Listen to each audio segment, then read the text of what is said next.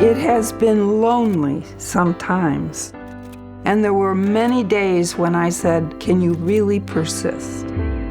And I no longer feel alone because there are so many who support the cause, including the National Association. Without affordable housing, there's no such thing as fair housing. The sense of justice and equality was sparked in Eve in 1963 while serving as president of her sorority, and Black women were being shut out. I was shocked, I was angry, and I said, I can't be part of this.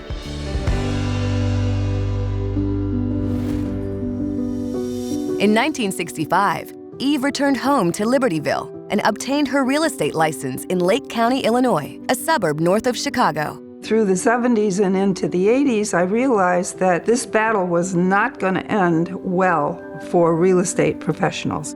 Early in her career, Eve was introduced to the Leadership Council for Metropolitan Open Communities, founded by Martin Luther King Jr. Dr. King came to Chicago for a reason. It was to expose the complicated nature of racial inequities as it related to Chicago's housing community. The Leadership Council conducted testing investigations, and as a result, filed numerous lawsuits against agents who engaged in discriminatory practices. They won 8 times at the Supreme Court, and I said, if you will agree to help us do mandatory training and have the result of that, any pattern of practice, go to the Professional Standards Committee as opposed to a lawsuit, then I will join your board. And they agreed.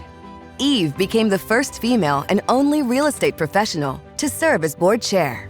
Eve was a quiet giant that provided the kind of guidance we needed. I was there for only one reason, and that was to help educate my fellow real estate professionals and to bring peace between the organizations. After that program got into place, NAR entered in an agreement with the HUD to do the at-home with diversity training as a form of fair housing education.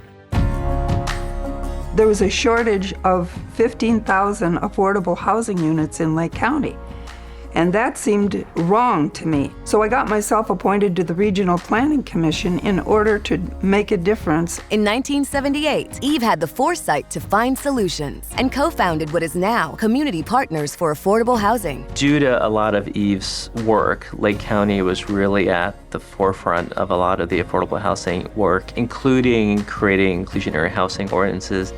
Jose Rodriguez purchased a home through CPA's Land Trust Program. I moved from Mexico when I was 16 to Highland Park. I knew it was a great community. I know it was a good place to live, to raise your kids, but I couldn't afford it. And then I found CPA, and then my dream came true. We specifically work in higher income communities because we want to provide more equitable access to the schools, the services, the quality of life that higher income communities often provide.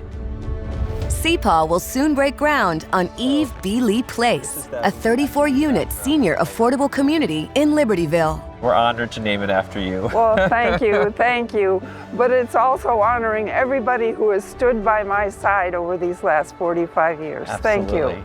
We're standing on the shoulders of giants. Eve, Ori Pennick, they're talking about how their work started with Martin Luther King coming to Chicago, and to be working with people who were there, throughout that history is just a real privilege for all of us. I think we all owe Eve. I want my epitaph to be, she made a difference, one day at a time, believing in equality and justice for all.